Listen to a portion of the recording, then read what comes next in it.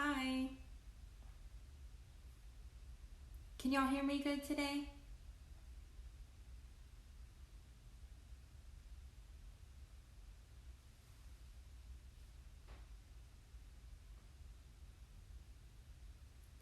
Good evening. Okay, so I'm going to bring another Gold Star family on. This is a Fort Hood case.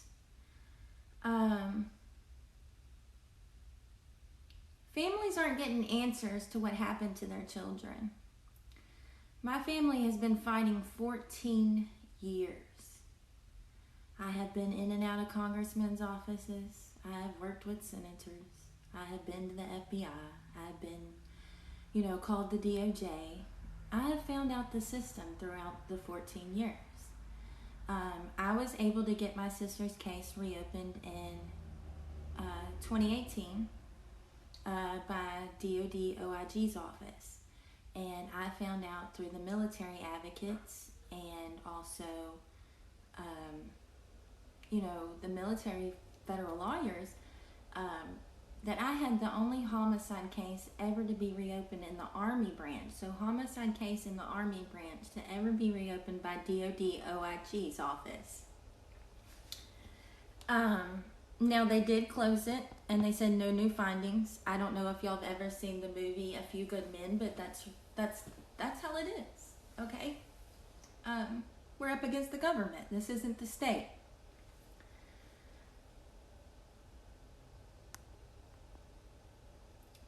So I'm going to bring Christina on, and I'm going to let her tell, her brother's story, what she was told, what happened, and what she found out later. And bear with me just a minute. Hey, my advocate's on here. Me and Jen's been together a long time. She's my best friend. Military crime. Right there. Put a blue heart by your name, Jen. I don't know if y'all see that. Go follow Jen.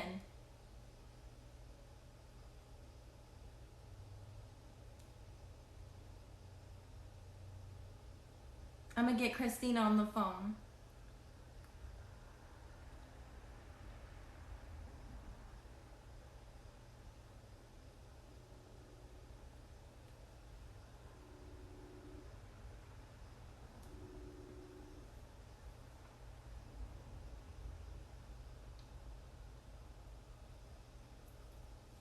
Hello. Hi. Are you ready? Yes, my little Texan. Okay, you guys, this is Christina. Hi, everybody. She is the sister of a fallen soldier at Fort Hood. She didn't get answers like my family. She's going to tell you what happened to her brother, what they were told, and what she found out later.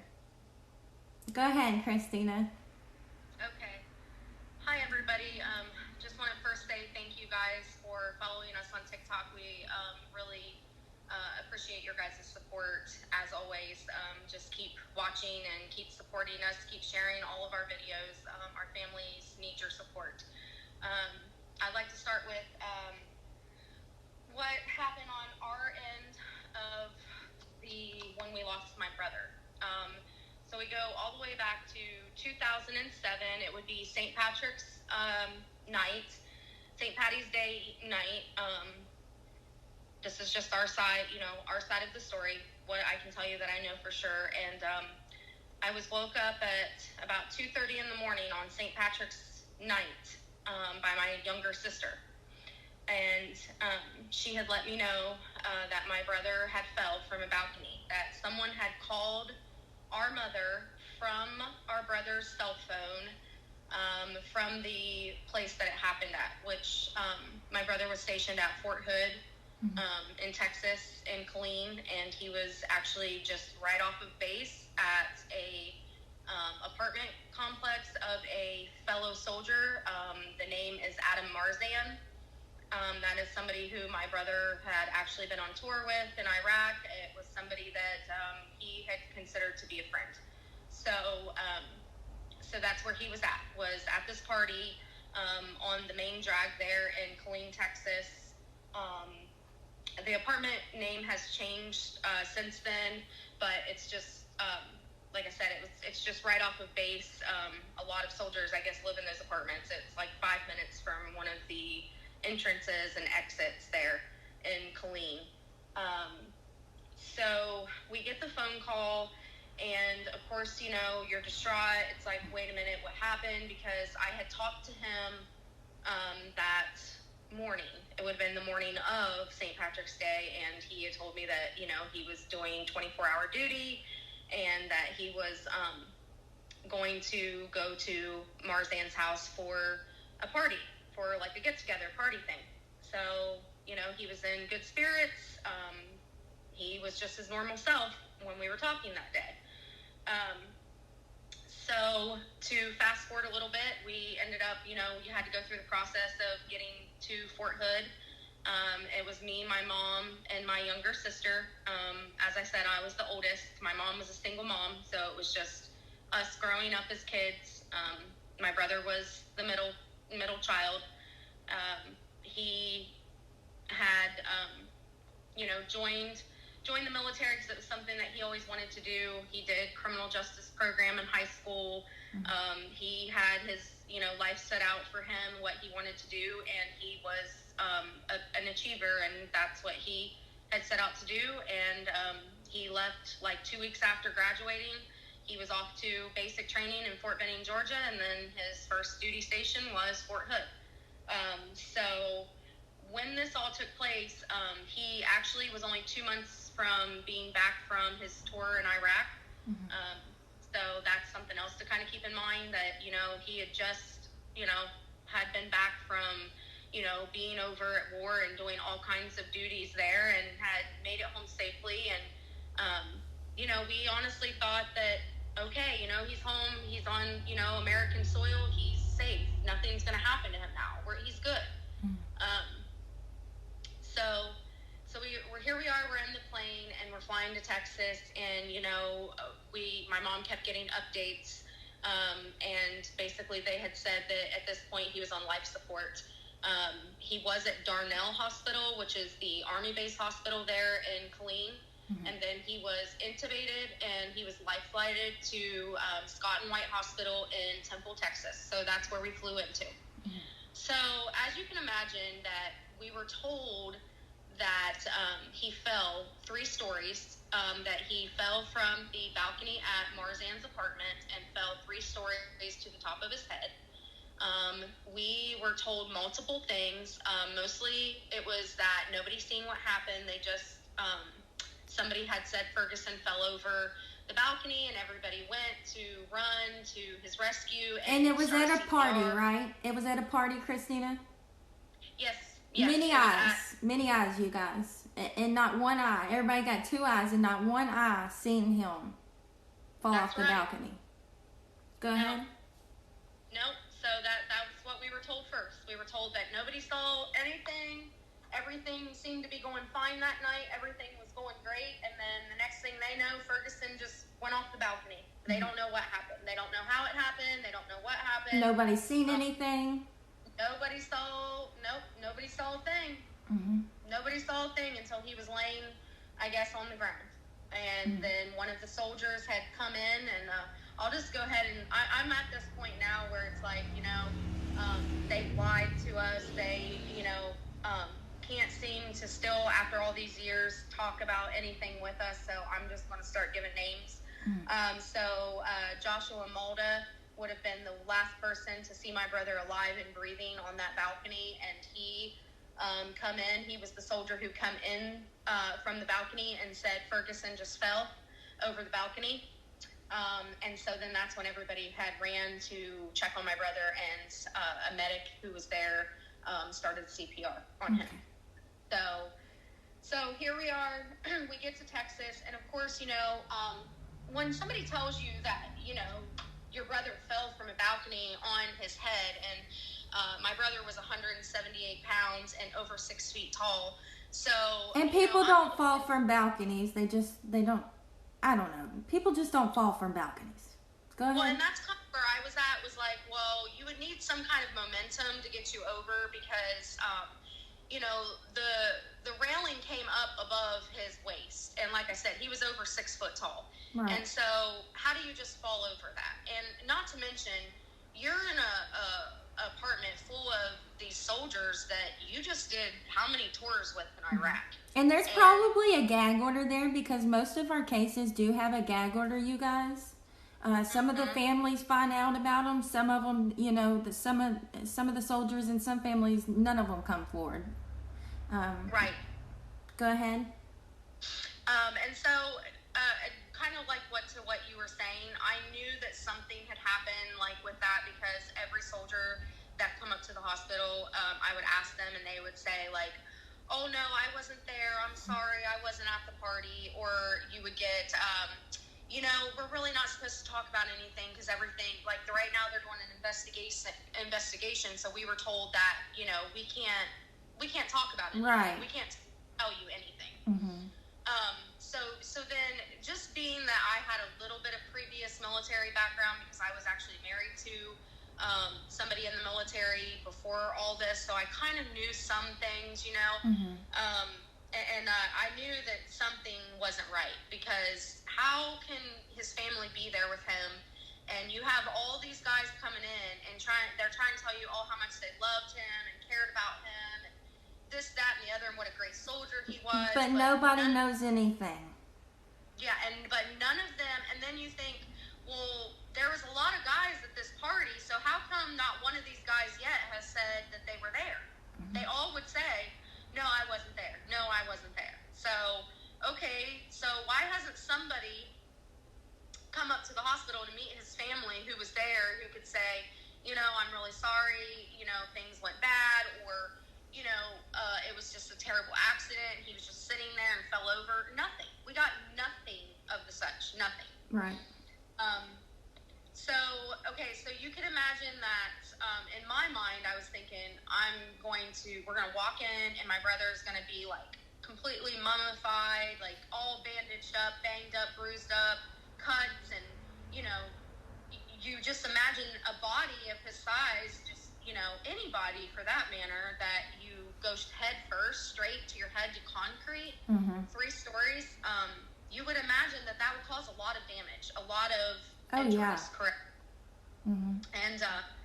And so he looked like himself just sleeping, and he was on life support, mm-hmm. and we walk in, and you could clearly see that there was like dried up blood from his ears and dried up blood from his nose, but the part of his head that was swollen that you could visibly see was back here. It was behind your right ear. So this was all swollen out, you know, and he's in the bed laying down, but like you could tell that his head was swollen out back here.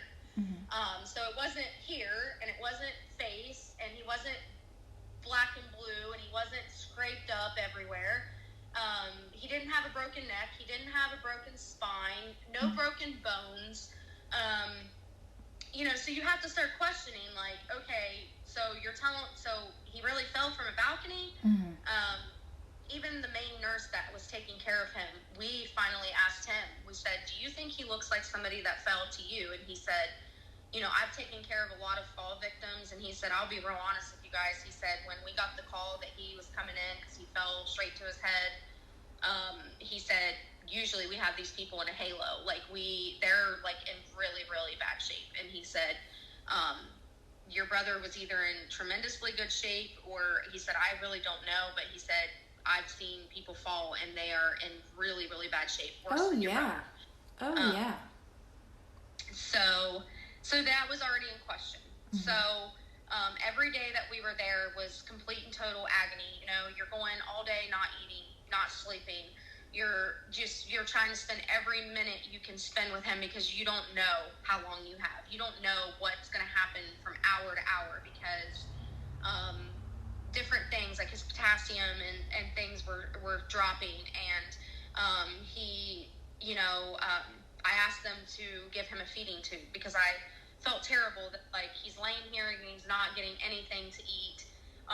So they had ended up, you know, they did the feeding tube, and mind you, this whole time you have soldiers coming in and out, and usually there was always a soldier in the room with us at all times, just sitting there. He really didn't even talk.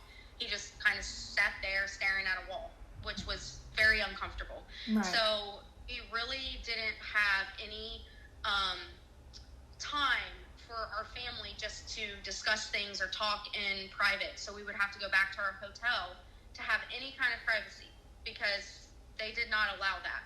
They always had somebody sitting in with us. Right. Yeah. So I would say it was the second day. My brother's team leader had come up and said, hey, we're going to get your brother's blazer. We're going to bring it up to you guys. That way you don't have to try to find rides over to the hospital. You know, basically just, I guess we felt like they were looking out for us at that moment, right. trying to help us. Okay, so they go and get his blazer. They bring it up to the hospital. And me and my sister decided that we were going to, you know, let's just look through his blazer. Let's just see if, like, what if there is something in there that tells us something else about that night or what happened or anything. So we just start looking through his blazer, and we get in the trunk, and there's a grocery bag in there. And so we pull the grocery bag out, and my sister opens it up, and inside of this grocery bag, you guys, is it was the clothes from what he was wearing that night. And you knew it was those because everything was cut completely up the middle, like all his shirt, his jeans, his boxers, everything was just cut completely up the middle, like paramedics, you know, cutting his things off of him. Mm-hmm. And there was blood all over the stuff. There was blood on stuff, and it was a very eerie, scary, traumatic. I just remember us just sobbing and crying, and I just had all this rage inside of me, because I'm like, what kind of investigation is really going on without his clothes? Like, how could this not be investigation? Y'all, and these are the things that are burnt into our heads. We don't get any justice. No. There is no such thing as call a lawyer. The DOJ and the DOD are separate entities. The DOD has no power over the DOJ, and the DOJ has no power over the DOD. Meaning the FBI cannot investigate the DOD unless the DOD calls the DOJ and says, hey, we want them to come in. Go ahead, Christina. So you can imagine, like, if this was you guys, you know, if this was you in this situation, like, how scary this would be to find these belongings of his, to have been being told this whole time, like, oh, we're investigating, we can't talk about it, they're not allowed, you know, we're not allowed to talk about what happened or what we know or what we don't know. It just, you're like, why is nobody here for us? Like, why is nobody here for us? Like, you feel totally alone, and at this point, you're like, okay, now it's us against all of them, because these people aren't helping us, and these people are not trying to find out what happened, clearly. And so in the bag, we get in the bag, and then it's my brother's shoes that he was wearing that night. Hold on, I got a train. Pause. I got a train. Sorry, I went by a train, you guys.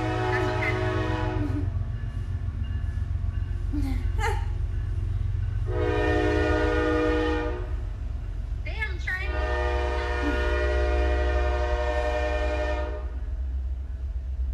I hope everybody stays with us.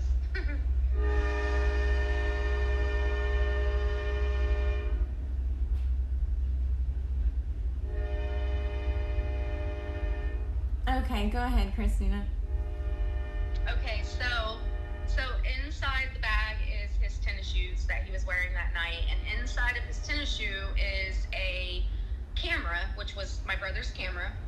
So it was my brother's camera in his tennis shoe, shoved down in his tennis shoe, and then there was a detective's card from the Killeen Police Department. So, again, you're like, what in the hell, like, what in the world is this? Like, and what kind of investigator would do this and just throw his belongings in a bag and throw them in the back of his blazer? Or who did this? Like, if it wasn't the investigator, who threw my brother's belongings in the back of his blazer like it was just trash?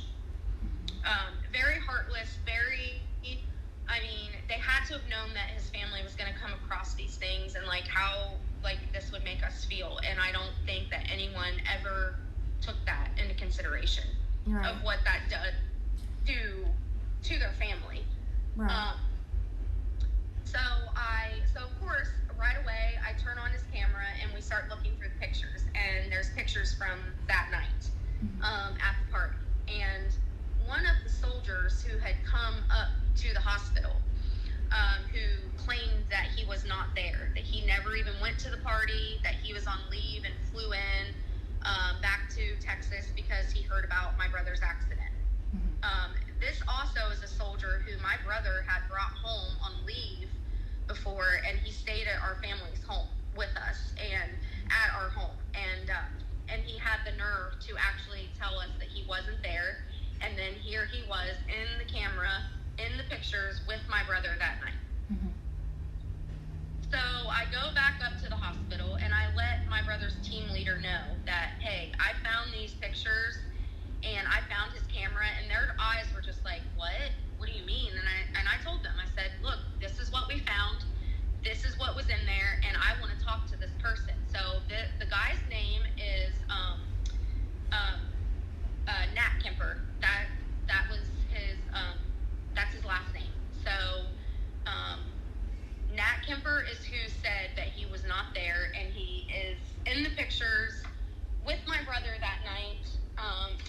And the craziest thing of all is that once it got back to him that I knew he was there, he never showed back up to the hospital again, not even the day that my brother passed away. Right, poof, gone.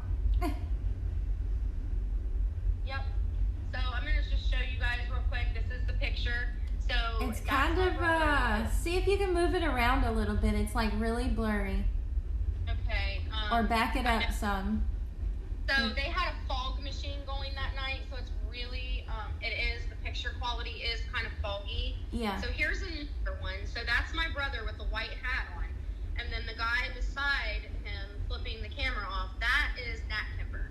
That is who claimed that he was not there that night. And as you can see, you see the St. Patrick's Day necklaces on them. And that was the clothes that we got back. We never did get his baseball cap back that he was wearing. Right. Yeah, so something that I ended up asking some of the soldiers that had come up there, I said, when my brother was down on the ground and you guys went down there to help him, I said, was he shirtless or did he have a shirt on? And I cannot tell you how many of those soldiers had said, I don't remember. I can't remember. I can't remember if he had a shirt on or he didn't have a shirt on. And to me, it's like something that traumatic, and you're, doing the whole medic thing. How could you not remember if he had a shirt on or not? Like, I don't know. I guess to me, I just feel like that's something that you would think you remember, if he was topless or not. I don't know if you guys will be able to tell, but this is the balcony that he fell off of. So that's my brother in the middle, and the guy beside him was his roommate at the time in the barracks. But if you guys can see where that balcony comes up, okay, I honestly do not see how you could just accidentally just fall off of that. I just don't. I don't see that either. No. And people don't just fall off balconies, okay? Just like always, the cameras aren't working on base. I just don't believe that, because a work order would have been put in as soon as they went off. Where's the damn work order? The cameras is out, That's right. But people don't know these things. Go ahead. No, and so, okay, so then my brother was on life support for 7 days, and his lungs ended up having a really bad infection. Basically, pneumonia set into his lungs. I would assume probably from the ventilator, and being, in the bed for so long. They ended up moving him to a rotoprone bed that would rotate his body. They were trying to fight this lung infection that he had, but everything they did for the lung infection was actually causing the brain to swell more. So it was kind of like, what do? We were trying, they had a tube going into his brain to like relieve the pressure. But like I said, every time they would give him the medication to help the brain, then the lungs got worse. And then when they were trying to treat the lungs, and, it was just this nonstop, them trying. They really did try to do what they could to help him, bring him back. He was in a medicated induced coma. Between day 4 and day 5, they tried to bring him out of the coma, and it was unsuccessful. They tried to bring him halfway out, and his brain just continued to swell, and they said that his vitals were basically going crazy. Something I want to mention that I've not really mentioned before. There's a lot of things that I kind of haven't mentioned, but over time I'll start letting some more things out. But something that really got to me is when we were there in the hospital and everything. It would have been the chaplain's assistant was with us a lot, and very nice gentleman. But he had let me know the day that they were pulling my brother out of the medicated induced coma. He let us know. He said, if your brother does come out of this and he wakes up, they're not going to let you guys talk to him. They're not going to let you guys in there and speak with him first. And I got really upset about that. And I said, what do you mean? And he said exactly what I just said. If your brother wakes up, every commander, every person that is above him will be in there with him and talk to him before you guys will ever get to talk to him. Right.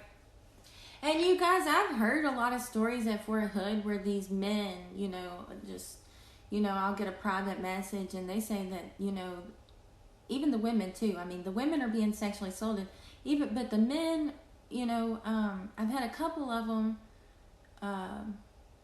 message me and say they were beat to death and put in a hospital and told, you ever say anything, you're gone. Go ahead, Christina. And that's always been something in my head for all these years too, was because a week before this happened, my brother had told me that he felt this, he felt that he needed to stop hanging out with Marzan and these guys over there. Something else that you guys have probably heard in my other stories or on podcasts that I've done is that Marzan, this is him here beside my brother. You see the little short guy here. He ended up having a young underage girl living with them who he had told the military it was his cousin. And come to find out, she wasn't really his cousin. She was a family friend, somebody that he grew up with. She was underage and staying at the apartment with Marzan. So a week prior to this happening to my brother, when we were having that conversation of him saying that he really felt that he needed to stop hanging out there and get back into things that he loved to do because he was really big into paintballing. And this was one of his really close friends that he did paintballing with, and that's my brother there in the cowboy hat.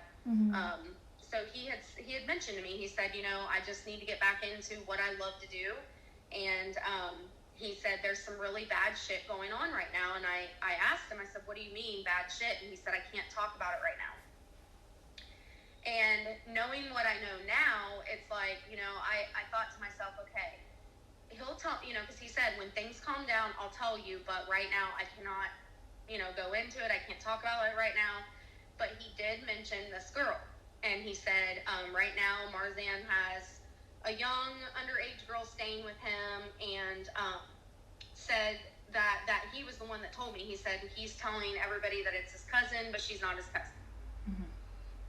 So at this time, we had MySpace back then, and he told me, he said, whatever you do, please don't mention anything about it on MySpace. Like, he was very adamant about not mentioning anything or saying anything. Like, he really sounded worried, very, very worried.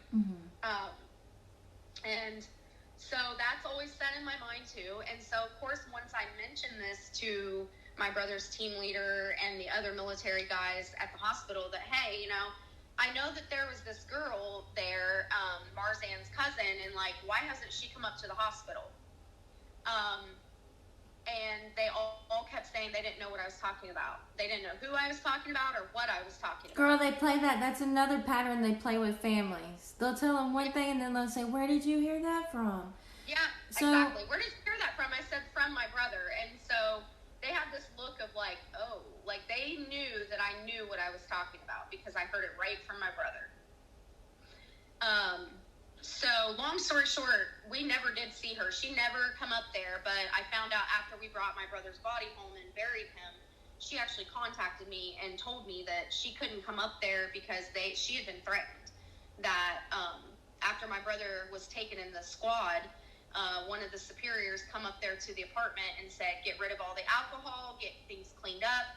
Ferguson's family's flying in, and I guess Marzan had asked him, well, what do we say to his family? And he said, you don't have to tell them shit, we're the army.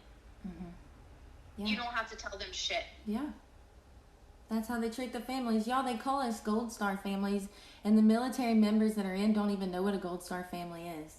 It means we lost someone in the service. And, you know, I've walked past people, and they're like, a Gold Star? Oh, congratulations. No, that's not a congratulations. People need to educate themselves. I don't even like being called that. I don't like it either. It's misleading. It is, yeah. Because it's not a great thing to be, you know? It's definitely not. We literally, the best way I described that whole thing with my brother was living a literal hell. Living in hell. Right. They put us through hell. I know. You guys. I know. Shanta knows. I know. A lot of families that I've gotten to know over time. You know, it's a cycle. It is a sick cycle that they put us on. Let's tell them about, remember the pattern that I was catching, and we caught it in your case too? Yeah. Let's tell them how they do Gold Star families. So I had figured out a little pattern that they play on families. They tell families that their cases are being investigated, and they're not. Okay, I said, do y'all have a paper like mine with the case number on it, stating that it's open? No, we don't. I said, it's not open. Yeah, but I've been talking. I don't care who you've been talking to. They're lying to you. But I got a number and a name. It don't matter. I said, call that number and that name. Mm-hmm. And then what? What did I tell you? Make sure that you have an email. You have to have something in writing with their name, stamped, letterhead, and all, saying that this case is actually being open and worked. And those people no longer work there when you call, huh? Yep. Yeah. Oh, yeah. And then when you go with like your congressman, you know, they'll help. They'll claim to help you. And then all of a sudden, you can't make contact with them anymore. They just all of a sudden go away. They don't contact you. Yeah. They don't contact you back. They are too busy. They're never there. You call, somebody else answers, tells you that they're busy. They'll call you back. They don't call you back. Mm-hmm. So when you think that you finally have somebody that's going to finally help you, and you think finally somebody's going to listen, somebody's going to help us, that doesn't happen. Yeah. That doesn't happen. You get your hopes up to be let down. Every time. Hundreds of times. Mm-hmm. Yes. And, you know, I can't tell you how many times, and I know Shanta would know the same thing. You tell people about what happened, like Shanta's instance, you know, you talk about what happened to her sister, and people will say, you know, even veterans, they'll be like, wait, no, that doesn't happen in the military. I've been in the military. Nothing like that happened when I was there. And, you know, and I'm sure, like my husband's a veteran, and he was in a very small company, and he actually was at Fort Hood for a little while, and he never heard stuff like this. So it's like, you know, you could be right there on base and maybe not hear it, but it's happening, you guys. It's happening. And if you guys have been watching the news and seeing just what's going on with Vanessa Guillen and all of that, I mean, it's happening. And that just so happened to make the news, you know? Yeah. A lot of our families, it's brushed under the rug. I never heard, you know, my brother and Shanta's sister died within months of each other, and her and I didn't hear of each other until over just the recent year, you know, we didn't hear of each other back when all this happened, when her sister was murdered, and when what happened to my brother happened. So I want to just, I want to try to get as much of this out as I can about what happened. So the day that my brother passed away, we were called up there, and we got off the elevator. We were told to get up there right away. So we knew that this isn't good. And, like, you just feel like your life is, like, literally going in slow motion because you just kind of in the back of your head know that this isn't good. Mm-hmm. And we get off the elevator, and there's all this commotion going on behind the curtain, and you can see feet, and you can hear commotion, and we walk around the curtain, and the nurse just looks up at us, and she says, it's time to say goodbye. Like, it's time. And the only thing I can remember really about that moment was, like, that is when time just completely stood still. And you want so bad to do something to help him, and you can't do anything, and you're just watching all of those monitors go blank, and you're watching him turn purple. And I just remember hitting my knees and asking why. Why is this happening? Why was nothing talked about or discussed with us? We got there, and he was off of life support. They were actually using a resuscitation device over him, almost like giving CPR, I guess. I don't really know what that device is called. It was just like this big bag thing that she just kept pumping and pumping and pumping on him. And it was just, you were trying to wrap your head around it. And still to this day, we don't know why. We don't know who. We don't know how that happened or who gave the okay to that or what, because our family was never asked to take him off support.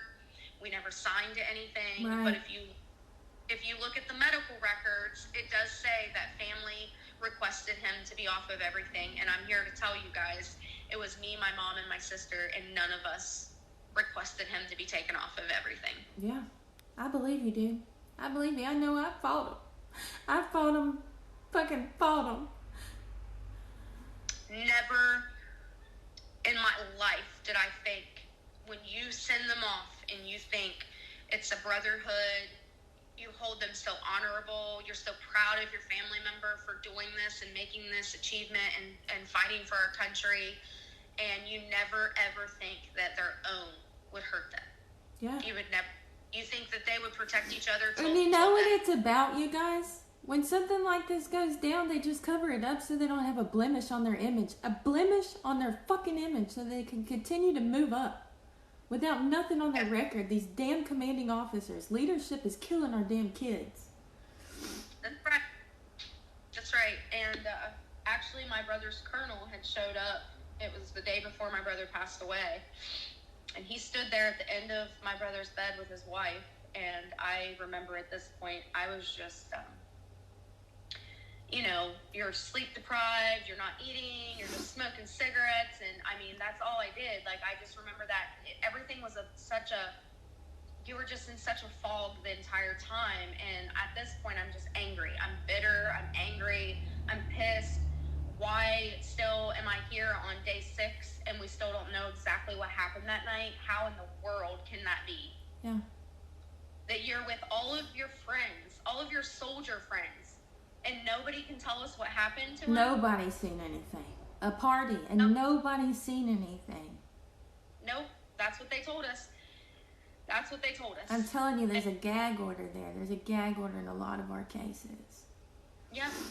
And it wasn't until after we buried him that finally one of the soldiers, the guy who saw my brother alive last, wrote me, and he said, I'm going to tell you right now, I watched your brother jump with my own 2 eyes, and I am tired of being accused as a murderer. I had been investigated over and over again because I was being looked at as a murderer, and you're just going to have to accept the fact that your brother jumped off that balcony because he wanted to. Yeah. And I thought, you couldn't have grabbed him if that was the case. If that was the How case. the hell do you fall over a balcony when the bar is over your hip? Mm-hmm. Yep, he said my brother ran and jumped over. So, okay, let's just go off of what they said, okay? Lord. You're not going to go head first. I don't give a shit who you are. I don't care if you are trying to be suicidal or whatever. Your body's instinct is going to try to break your fall. Number 2, nobody is going to run and jump off a balcony and go head first to concrete. And then the bag of the bag in the car. Yeah. Then the bag in the car. Then once I was finally able to get my brother's autopsy, I took it to a local examiner here, medical examiner where I'm from. And he took a whole week of looking over it, called me back in, he sat down with me, he brought in like a whole fake like skull, everything. And he was very in detail with me because there's a lot of medical terminology that I don't know, and it's hard to understand some of it. He told me himself that it was one of the worst autopsies he's seen, that there's so much missing, that this can't possibly be the entire autopsy. He said to me, Christina, was your brother wearing a really heavy winter coat? Because nobody could fall that far and hit concrete with no scrapes, lacerations, cuts, bruising, broken something else. He said your brother has no secondary injuries to say that he actually fell from this balcony. Number two, if he fell straight to his head, like they said, the damage should have been to the top of his head, and it's all just right here, and it was only a 3-centimeter fracture to the right side, right behind your right ear is where he was fractured. His skull was fractured. Wow. And then when your brain gets jarred or hit or has impact of anything, your brain can move inside of the skull, and that's what happened to my brother. So when he was hit here and it broke here, the brain bounced, right? So some brain damage was here. Once they got into his brain, the brain was damaged here, but that was only from splatter from his brain bouncing around in the skull. That's how that happens. So the other thing that I want everybody to know is not one person from that apartment complex called 911. This was on Jesus Rancher Christ, Avenue. you know what that's over. It's because everybody gets scared. Oh shit, what do we do? Okay, go and ahead. They had time to collaborate a story. Yeah. Yeah, exactly. And all that shit trickles down from the fucking leadership. Right. And inside of my brother's Blazer, so when I got in, because I was the one driving it, now mind you, he had just been home, so I had saw his Blazer, been in it with him, everything. My brother was very OCD about everything. So when I got in his Blazer, I don't know if you guys are familiar with the old Jimmy Blazers, but your whole door, like your whole handle and everything is attached to the door. And those are heavy. Those are heavy. Very heavy. That's the old school heavy door handle. That's right. Yep. It's that big chunky door handle. Well, the whole inner part of the door was broken away from the bottom part. So when you would pull on his handle, the whole inner part of the door would flop back and forth. And I know for a fact, you guys, my brother would have never drove with his car like that. He would have fixed it or had somebody fix it. It was not broke when he was home. And then once I finally was able to get Sergeant Fisher at Killeen Police Department to read me one of the police reports, he read me Josh Malta's police report. And Josh actually had said that he chased my brother down the stairs to his Blazer, pulled him out of his Blazer, and my brother got away from him. And my brother, this is all, they're telling you that he is super intoxicated, guys, but he ran and did all this. I think we got a suspect. But he was so intoxicated, he just fell over the balcony. So he says in his statement, now mind you, I couldn't read the statement because when I requested all of the investigation, everything's redacted. You can't read a damn thing on nothing. They make it so hard, and as soon as it gets interesting, blacked out. And it'll get good again, blacked out. Yep. Well, I can't read anything. So Sergeant Fisher read it to me over the phone, and he said that, so Malta was chasing my brother because they wanted so Marzan, the owner of the apartment, wanted my brother to leave. He got upset with my brother, wanted my brother to leave. My brother was told that he needed to leave, so he was going to leave. But then Malta says they were trying to keep him there because he was intoxicated. He was so heavily intoxicated, okay? But yet he was able to go get in his Blazer and get away from Malta. And so I think that's how my brother's door got broke, because it's on his side. So you would imagine, like, he's in his Blazer, he's trying to pull his door shut, and they're pulling the opposite direction, trying to pull his door open. Right. And so I think that's where it all took place. I think that you add in testosterone, drinking, just being back from Iraq, whatever the situation was going on with this young girl. In my opinion, I definitely think that she was being used. I've been told by other soldiers that this girl was, these guys were sleeping with her. So you put all that in the mix and you have some kind of confrontation going on. Yeah. I honestly think that somebody hit my brother in the back of the head, whether it be with an alcohol bottle. It didn't sit right with him, and that's what happened. You know, whatever happened, it didn't sit right with him, and they just probably pushed him. And I'm honestly thinking that maybe my brother even had said to some of them that he was going to basically let it be known what was going on, what was going on. I honestly do. Yeah, because I mean, we already know they go to these extremes, y'all. They've lied about everybody. They're mislabeling them all. I mean, look at Pat Tillman, Lavina Johnson, Kamisha Block. I mean, the stories go on because I know the families, you know, and we're going to start telling the stories. We're going to tell the stories. You know, every day I'll do a different story and just let the family tell. They've cut us up for way too long, and I'm tired of being shut up. I know you are too, Shanta. It's like, you know what? It's just time. It's time for us to let people know what really takes place and what goes on. And I understand that a lot of it sounds unbelievable, but it's true. It's true. It is. And we've lived it. We've lived it. There's no way to have a court hearing. There's no way. I mean, I don't care what lawyer you get. There's no way. You can't go up against the DOD. You can't go up against the Department of Defense. That's the biggest entity in the world. We have the largest military, you guys. Yeah. I mean, it's going to take a movement, literally. Yeah, it would take a huge movement. And like I said, I mean, I'm so grateful for this platform, too, because like I said, when this happened to our siblings, you know, we only had MySpace, you know? We had MySpace, dial-up. It was still dial-up back then. That's right. It was. Yeah. Yeah. And, you know, there's a lot more to this, you guys, and I don't have, you know, you guys don't have time tonight to hear every little bit, but I would hope that you guys continue to follow our families and hear our stories and share them and keep following us and keep supporting us, because you guys are ultimately making us all stronger. And what's your page, Christina? Right? I mean, I feel like it's making me stronger to have that support. And what's your Facebook page so everybody can go follow you? So my Facebook page that I have for my brother is Justice for Corporal Christopher Ferguson. It's just CPL for Corporal, and then Christopher Ferguson. That's my MySpace page. Or MySpace, see? My Facebook page for him. But I also ask that anybody wanting to share their family stories, military stories, anything, my page for that is open to anybody who would like to share their stories of their family members. And if you guys would support that page, I'd really appreciate it. My name is Christina McDonald. And if you guys just want to friend request me on there too, that's great. And then my name on TikTok is Christina M4. Is that right, Shanta? Yes, I think so. Sorry, guys. I'm really trying, and I know that it's been a while since I've done a TikTok video. I'm just new to it, and I'm really trying to learn more and try to, you know, I don't want to bore you guys with hearing the same thing over and over. But I hope that you guys will continue to support us, and we love you guys for that.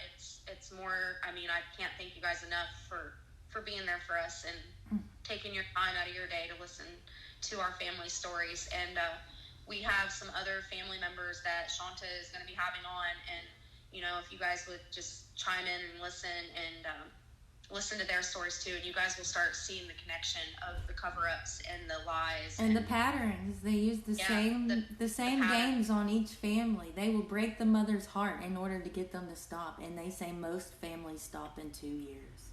I've been fighting 14. Me too. And it's a long ass time. Yeah. It's a long ass time to fight. And but I promised my brother the day that he passed away, I said, I will spend the rest of my life fighting to find out what happened. Mm-hmm.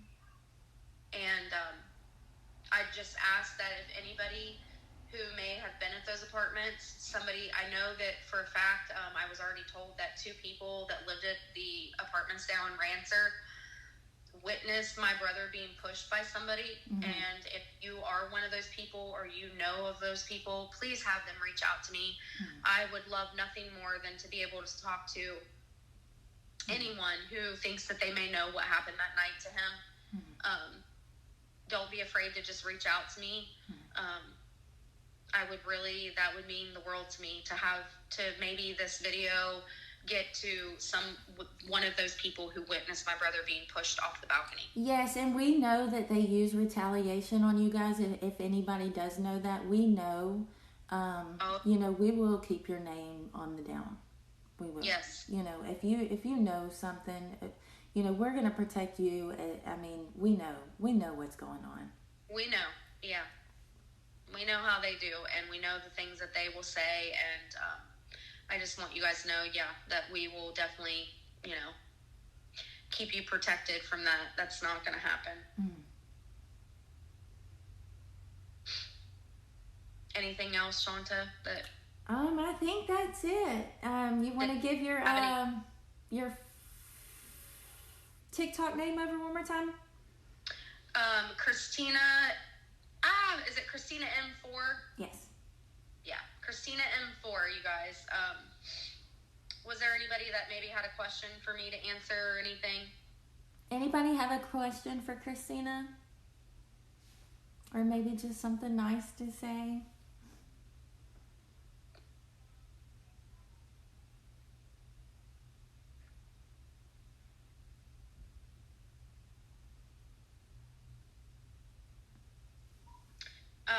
Just real quick before I do go, just so people know who my brother was with. So they called themselves the Hounds of Hell, and it was the 3rd Battalion, 67th Armored Regiment, Operation Iraqi Freedom. He was there from 05. I'm sorry. It was 05 to 07. And his MOS was a Bradley tank driver, so that's what he did. And where he was, raised was a little town of Pataskala, Ohio.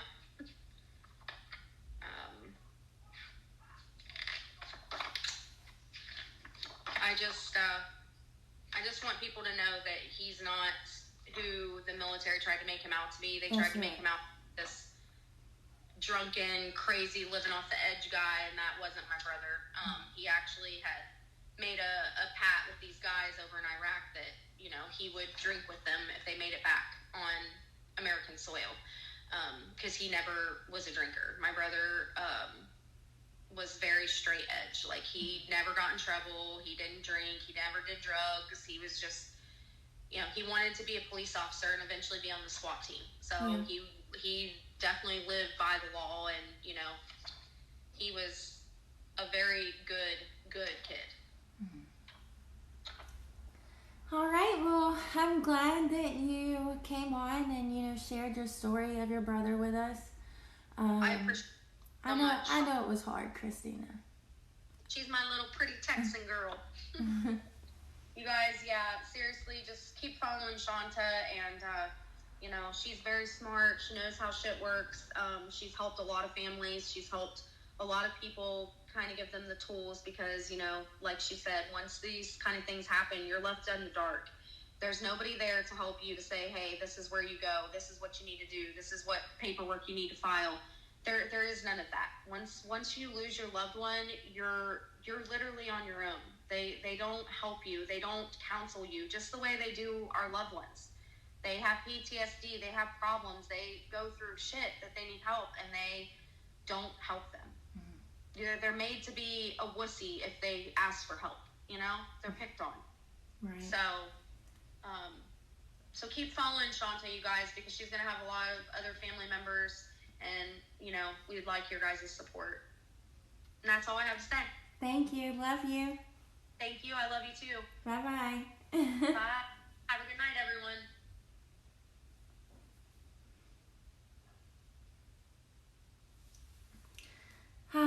Thank y'all for listening. I appreciate it. These things are very hard to talk about. They're not easy.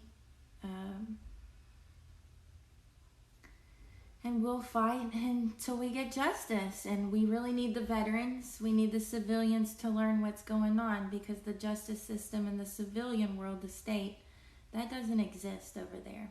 That's the government, not the state. So I